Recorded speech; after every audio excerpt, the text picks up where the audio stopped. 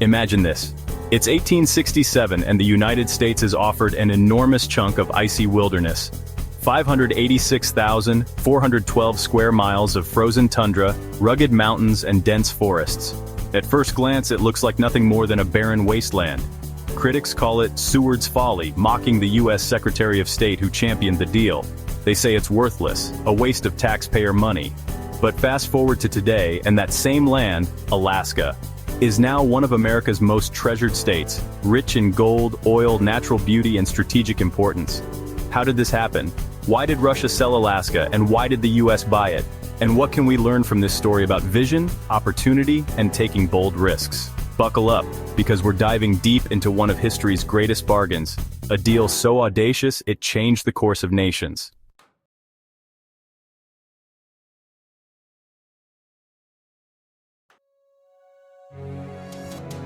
To understand this monumental transaction, we need to start with Russia. Back in the mid-19th century, Russia was struggling not just financially, but geopolitically. Here's what was going on.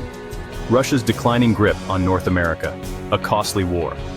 After losing the Crimean War from 1853 to 1856 to Britain, France, and Turkey, Russia was broke.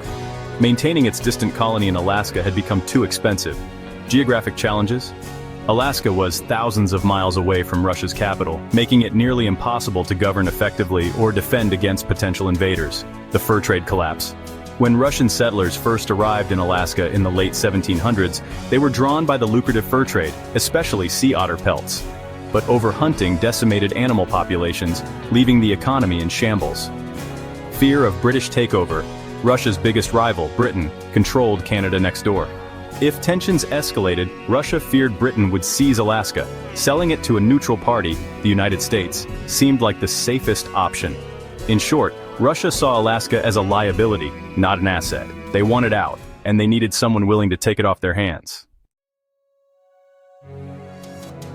Now let's flip the coin. Why would the United States, a nation still recovering from the Civil War, want to buy a remote, icy territory with no obvious value? To answer that, we have to look at the people involved and the bigger picture. Enter William H. Seward. William H. Seward, the U.S. Secretary of State under President Andrew Johnson, was a man with big dreams.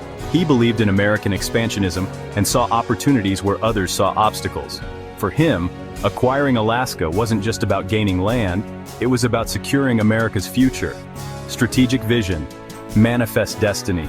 The idea that America was destined to expand across the continent didn't stop at California. Leaders like Seward envisioned a nation stretching from the Atlantic to the Pacific and beyond. Access to Asia, Alaska, provided a gateway to Asia, opening up possibilities for trade with China, Japan, and other Pacific nations. Preventing British expansion. By purchasing Alaska, the U.S. blocked Britain via Canada from expanding further westward, protecting American interests in the region, hidden potential. While many dismissed Alaska as useless, Seward and his allies recognized its untapped potential. Sure, it looked like a frozen desert, but they knew there might be hidden riches beneath the surface. Little did they know how right they were. The players. Tsar Alexander II, the Russian emperor eager to unload Alaska. Baron Eduard de Stoical, Russia's ambassador to the U.S., tasked with negotiating the sale. William H. Seward, the driving force behind the purchase on the American side. The deal. On March 30th, 1867, after weeks of intense negotiations, Stoical and Seward struck a deal. The price? Just $7.2 million, a mere 2 cents per acre. Adjusted for inflation, that's about $140 million today. Sounds cheap, right? Well, at the time, many Americans thought it was a colossal waste of money. Critics pounced on the deal, calling it Seward's folly, a foolish mistake by an overly ambitious politician. Seward's icebox, a useless block of ice that would never benefit the country. Wall Russia, a sarcastic nickname mocking the perceived absurdity of buying such a remote territory. Despite the backlash, President Andrew Johnson supported the purchase, recognizing its long-term significance. On April 9, 1867, the Senate ratified the treaty, officially making Alaska part of the United States.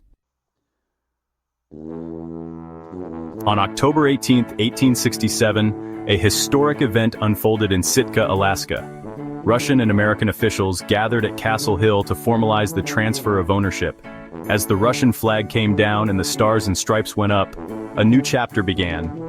This day is now celebrated annually as Alaska Day, marking the peaceful transition of power between two nations. It's worth noting how remarkable this moment was. In an era often defined by conflict and conquest, the handover of Alaska was remarkably amicable. Both sides walked away satisfied, a rare feat in international diplomacy. Fast forward to today, and it's clear that the critics were wrong. What once seemed like a wasteland turned out to be a treasure trove. Let's break it down. Gold rushes. In the late 1800s and early 1900s, massive gold discoveries in places like the Klondike brought wealth and settlers to Alaska. Oil and gas. The discovery of vast oil reserves at Prudhoe Bay in the 1960s transformed Alaska into an energy powerhouse. Today, Alaska produces billions of dollars worth of oil annually. Fishing industry. Alaska's waters are teeming with salmon, crab, and other seafood, supporting a thriving fishing industry. During World War II, Alaska played a crucial role in defending North America against Japanese forces. In the Cold War era, Alaska's proximity to the Soviet Union made it a key location for military bases and missile defense systems.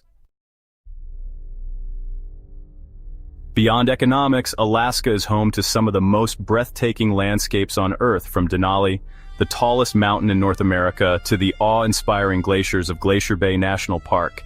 It's a paradise for adventurers, nature lovers, and dreamers alike. In 1959, Alaska became the 49th U.S. state, cementing its place in the Union. Today, it's a symbol of resilience, opportunity, and boundless possibility. So what can we take away from this incredible story? Here are a few lessons that resonate even today. 1. Vision matters. William H. Seward didn't see Alaska as it was. He saw it as it could be. Sometimes the best opportunities require looking beyond the present and imagining the future. 2. Bold risks pay off. Buying Alaska was a gamble, but it paid off in ways no one could have predicted. Life rewards those who are willing to take calculated risks. 3. Perseverance wins. Even when everyone doubted him, Seward stayed committed to his vision. Persistence in the face of criticism is a hallmark of greatness. 4. Value isn't always obvious. What seems worthless today might turn out to be priceless tomorrow. Don't dismiss opportunities simply because they don't align with conventional wisdom. The Alaska Purchase reminds us that history is shaped by moments of courage, foresight, and determination. What started as a controversial deal ended up being one of the smartest investments in American history. It teaches us to embrace uncertainty, trust our instincts, and believe in the power of possibility. So here's my challenge to you. Think about your own life. Are there opportunities staring you in the face that others might dismiss as foolish or impractical? Maybe it's starting a business, pursuing a passion, or taking a leap of faith. Whatever it is, remember this: sometimes the greatest treasures lie hidden beneath layers of doubt and skepticism. Now, I'd love to hear from you. What do you think about the Alaska Purchase? Do you agree it was a brilliant move, or do you think it was luck? Share your thoughts in the comments below. I read every single one.